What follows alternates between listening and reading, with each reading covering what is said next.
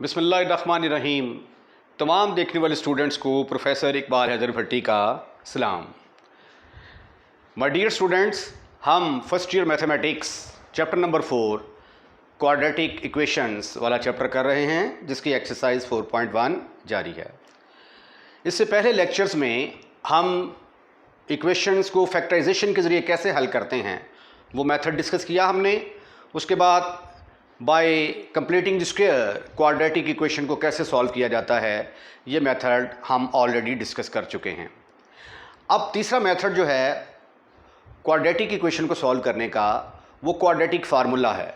By using the quadratic formula हम quadratic equation को solve कर सकते हैं। ऐसी इक्वेशंस जिनकी फैक्टराइजेशन आम तरीके से पॉसिबल नहीं होती, वो क्वाड्रेटिक फार्मूले के साथ उनको सॉल्व किया जा सकता है। और चूँकि ये फार्मूला क्वाड्रेटिक इक्वेशंस को यूज़ करने के लिए इस्तेमाल होता है, इसलिए इसको क्वाड्रेटिक फार्मूले का नाम दिया गया। तो आज हम इस फार्मूले का प्रूफ करने जा रहे हैं। प्रूफ इज़ वेरी इंपॉर्टेंट, इसको अगर ज़रा गौर से देखिएगा। क्वाड्रेटिक फार्मूला, पेपर में ये क्वेश्चन यूँ आ सकता है, solve the equation ax² + bx + c = 0। अब आप देखें, जब आपने इस इक्वेशन को सॉल्व करना है तो आप इसकी फैक्टराइजेशन तो कर नहीं सकते, क्योंकि a और b का हमें कुछ पता नहीं है। तो इसलिए मिडल टर्म को ब्रेक करना हमारे बस की बात नहीं है। तो इसलिए इसको किस तरीके से हल किया जा सकता है? Bye completing the square. तो इसको हम ड्राइव करेंगे इस फार्मूले को bye completing the square. Square complete करने के लिए मैंने आपको सबसे पहला मेथड जो ये बताया था वो ये था कि x² का कोफिशिएंट जो है वो 1 होना चाहिए। और क्वाड्रेटिक इक्वेशन में ये जो a होता है ये 0 के बराबर नहीं होता। a is not equal to 0। ये क्वाड्रेटिक इक्वेशन की एक कंडीशन है, क्योंकि अगर a ही 0 हो गया तो फिर ये तो क्वाड्रेटिक इक्वेशन रहेगी नहीं। ठीक है, तो चूंकि a 0 के बराबर नहीं है, तो इसलिए हमें इस बात की पूरी इजाज़त है कि हम इक्वेशन नंबर 1 को a के साथ डिवाइड कर दें। Divide both side by a। दोनों तरफ मैंने a के साथ डिवाइड कर दिया। ये आ गया ax² को मैंने a के साथ डिवाइड कर दिया, plus b/a into x plus c/a is equal to 0/a। ये देखें, ये a के साथ कैंसल, खत्म, फिनिश, खलास, ठ्यूं, उड़ा दिया मैंने इसको। तो ये आ गया x² plus b/a into x plus c/a is equal to 0। उसके बाद जो दूसरा स्टेप मैंने आपको बताया था, वो दूसरा स्टेप क्या था कि अब हम x वाली रकमों को एक तरफ रखेंगे और कांस्टेंट वाली रकमों को उठाकर राइट हैंड साइड में ले जाएंगे। तो इधर फिर रह जाएगा हमारे पास x² plus b/ax is equal to minus c/a। Any kind of problem? Your answer should be no, never, not at all. अब हम इसका स्क्वायर कंप्लीट करना चाहते हैं, तो ये वाली जो टर्म है इसके अंदर 3 चीज़ें छुपी होती हैं। इसके अंदर फार्मूले का 2 भी मौजूद है, फर्स्ट टर्म भी है और सेकंड टर्म भी है। अब हमने उन तीनों टर्म्स को अलग-अलग रिप्रेजेंट करना है।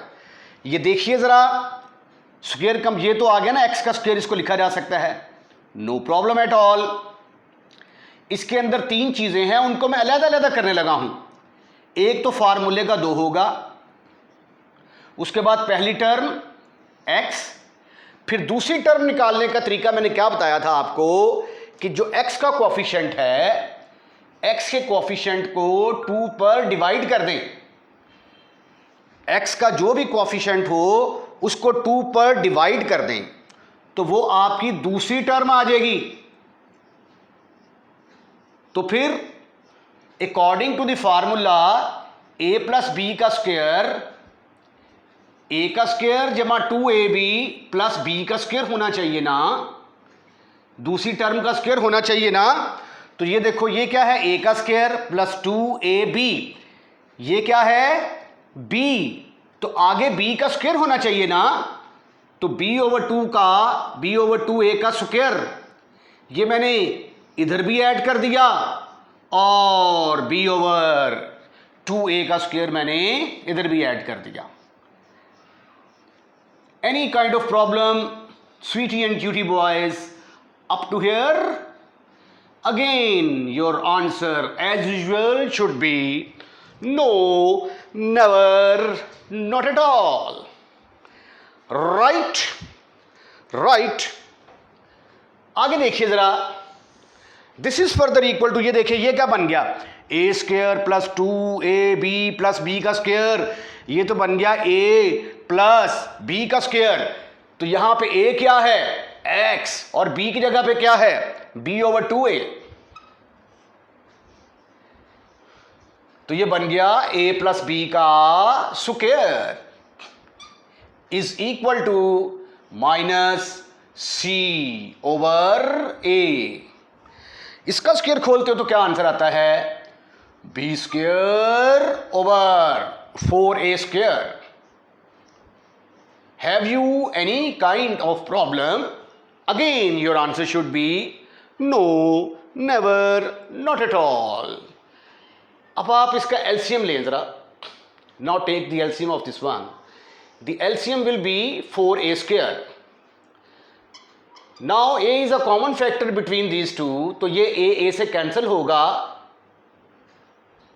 ठीक है ना, ऐसे ही होता है ना, ओहो ओहो ओहो, ये 4a² है, 4a² को a पर डिवाइड किया तो क्या जवाब आया, 4a, 4a को मल्टीप्लाई कर दे c के साथ तो ये आ जाएगा 4ac प्लस b²। कुछ भी नहीं किया मैंने, जस्ट एलसीएम लिया, नथिंग एल्स, नो प्रॉब्लम। अब आंसर में देखें जरा, क्वाड्रेटिक फार्मूला जो होता है b² - 4 इसी पहले चाहिए होता है। आप ऐसा करें, b² वाली रकम को पहले लिख दें, b² - 4ac ओवर 4a²। यहां पे आ गया x plus b/2a, x plus b/2a whole का स्क्वायर।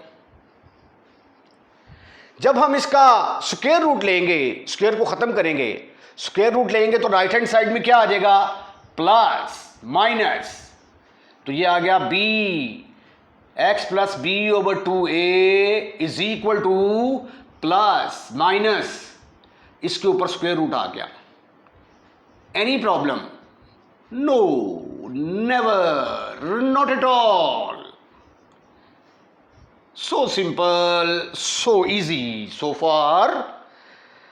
अब आहिस्ता आहिस्ता हम प्रूफ की तरफ पहुंचने वाले हैं। ये देखें, इसको उठाकर उधर ले जाएं, इस टर्म को उठाकर राइट हैंड साइड में लेके जाएंगे तो उधर जाके क्या बनेंगे, ये minus x is equal to minus b/2a plus minus ऊपर आ गया b² - 4ac। ये जब स्क्वायर रूट से बाहर आएगा तो सिंपल 2a रह जाएगा। अब इसका एलसीएम लें, 2a एलसीएम आ गया तो ये आ गया -b plus minus b² - 4ac over 2a, which is the required quadratic formula, which is known as quadratic formula, which is known as quadratic formula, quadratic formula। इसके साथ ही इसका सॉल्यूशन कंप्लीट होता है। अब हम अगले लेक्चर में जो है ये इस फार्मूले को यूज़ करते हुए क्वाड्रेटिक इक्वेशंस को सॉल्व करेंगे। अपना ख्याल रखिएगा और अगली वीडियो का इंतज़ार कीजिएगा। चैनल सब्सक्राइब करना मत भूलिएगा। अल्लाह हाफ़िज़।